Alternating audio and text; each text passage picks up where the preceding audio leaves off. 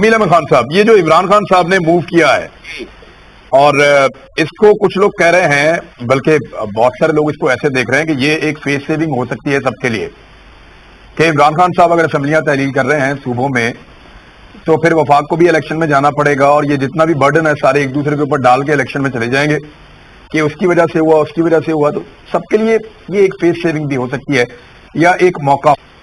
अगर खुदा न खास्ता पाकिस्तान डिफॉल्ट करता है, मिफ्ता इस्माइल ने आज कहा कि अगर आप ये जो दिसंबर वाली पेमेंट है वो कर लें तो उसके बावजूद आपका डिफॉल्ट का रिस्क खत्म नहीं होगा। तो ये तो आने वाले दिनों में रहेगा और इंटरनेशनल मार्केट से भी खबरें अच्छी नहीं आ रही, तो ये एक फेस सेविंग नहीं हो सकती सबके लिए। जी, हमारी रियासत की फेस सेविंग कह लीजिए। उसकी वजह यह है कि जो आपने अभी हालात बताए हैं मईशत के, जितनी मखदूश हालात मईशत के हो चुके हैं इस वक्त पाकिस्तान की तारीख में, इससे पहले कभी इतने मखदूश हालात, इतने खराब हालात नहीं थे।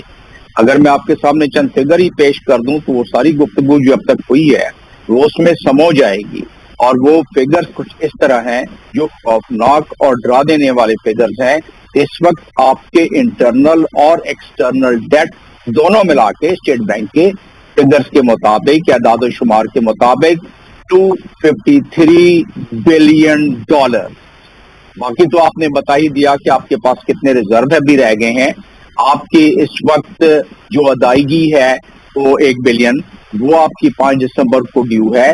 बाकी सारा आप बयान कर चुके हैं, आपके नाज़रीन इसको उन्होंने सुन लिया है। लेकिन अगर हम इसको देखें तो इससे हटकर आपने कि हमें ये भी पता है कि FBI हमारे कोई 52% ड्रॉप हुए हैं सिर्फ 4 महीने में, जो पहले ही हमारे पास कुछ नहीं था। 4 महीने में 52% मजीद ड्रॉप हो गया हमारे पास।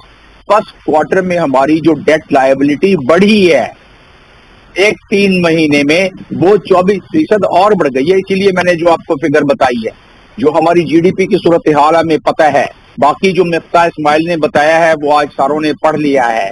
तो इन तमाम हालात में इमरान खान ने जो फैसला किया है, इस वक्त जो मारूजी हालात हैं, इस वक्त जो माहौलियाती हालात हैं, और इससे हटकर इसका एक और पहलू है जो नाक़दीन की तरफ से, वो भी मैं बयान कर दूंगा। लेकिन इन दिए हुए हालात में मैं समझता हूं कि रियासत के लिए एक बड़ा फैसला है। कोई मुहिब्बे वतन सियासतदान, कोई मुहिब्बे वतन शहरी अगर इसका तजिया करे, गहराई में जाए, तो ये महसूस होगा कि बजाय इस्लामाबाद जाके, जो कि वहां जाके एक अफरा तफरी फैलती, वहां जाके एक मारा मारी होती, वहां जाके इतने बड़े क्राउड को आज तक दुनिया में कहाँ किसने कंट्रोल किया है, तो ये सारी चीजों को देखिए और सोने पे सुहागा। आप देख चुके हैं, आप सुन चुके हैं कि हुकूमत ने क्या पहले से फैसला कर रखा कि सेंसिटिव बिल्डिंग्स, इस्लामाबाद में ज्यादातर सेंसिटिव बिल्डिंग्स हैं, उसको in aid of civil park वो आर्टिकल का भी हवाला देते हैं कॉन्स्टिट्यूशन के, उसके मुताबिक हवाले कर दिया जाएगा। फौज की कमांड अभी चेंज हो रही है और उसके बाद अगर उनके हवाले कर दें तो उनके भी हम आसाब को अब टेस्ट करना शुरू कर दें। शुरू में ही हम इसके मुतहम्मिल नहीं हो सकते। कोई फौज अपनी आवाम पर गोली चलाने में कोई 10,000 दफा सोचती है। एक आखिरी मैं नुक्ता आपको बयान कर दूं कि इस वक्त जो हमारी सूरत हाल है, जो नज़ा का आलम है, उसमें सिर्फ मैं यही कहूंगा कि नादीदा बहारों का फसूं टूट चुका है और पजमर्दगी रंगे चमन बोल रही है। मुमकिन है कि लब साके तो सामत रहे, लेकिन ऐ अहले वतन अर्ज़े वतन बोल रही है। जी आदम जी, जमील अहमद खान साहब, ये इंसानी हकूक की खिलाफ वर्जियों का मामला ये पहले भी बहुत दफा होती रही है। हम लोग शायद पहली दफा फेस कर रहे हैं या हमारी सोच के लोग इसको इस तरह से फेस कर रहे हैं, लेकिन जिनसे भी हम पूछते हैं वो कहते हैं जी होता तो था लेकिन ऐसे नहीं होता था।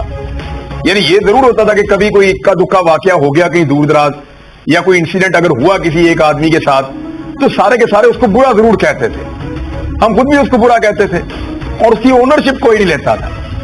ये ऐसा लगता है कि पहली मर्तबा एक डेमोक्रेसी के लबादे के अंदर एक मार्शल लॉ है और सब कुछ ओपनली हो रहा है, कुछ छुपाने की जरूरत नहीं है, कुछ दबाने की जरूरत नहीं है, हर कोई उसको ओनरशिप दी जा रही है इस गलत काम को।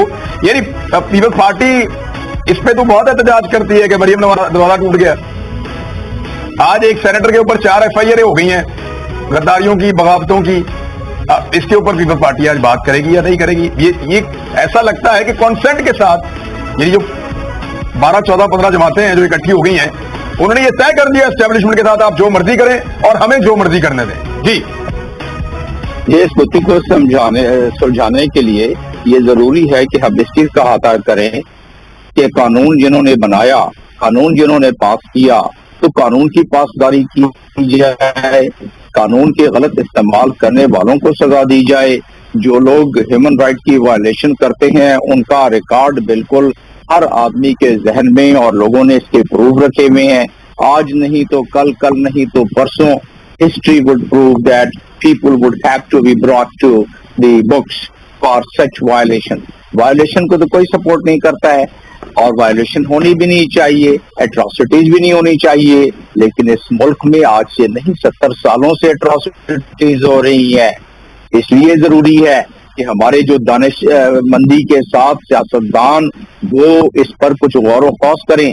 جب لا پاس ہوتا ہے، جب بل پاس ہوتا ہے، تو آپ ہمارے جو پارلیمنٹرین ہیں ان سے پوچھیں کہ وہ کتنی دفعہ ان کو موقع ملتا ہے پڑھنے کا اور سمجھنے کا. اس کو لا اس طرح پاس ہوتے ہیں جیسے کہ بس کوئی معمولی بات ہے.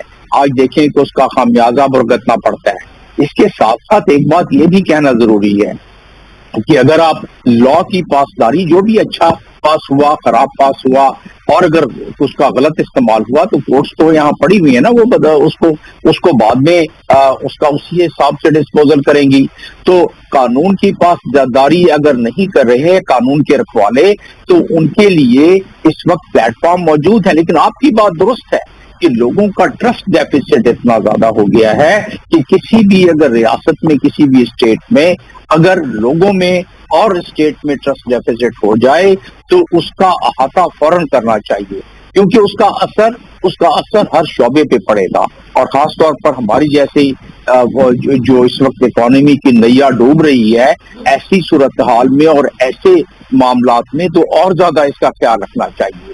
ہونا کیا چاہیے؟ دیکھیں، اس ملک کے ہمارے تمام افراد کو اس بات کا بھی اعتراف یا ادراک کرنا چاہیے. لاسٹ سینٹینس کہ ہم نے اپنی فوج کی بڑی آبیاری کی ہے، ہم نے اپنے بڑے خون پسینے کی کمائی دے کے، ٹیکس دے کر اس کو یہاں تک پہنچایا ہے. دنیا کی 6 لارجسٹ آرمی ہے یہ، اور پروفیشنل آرمی ہے.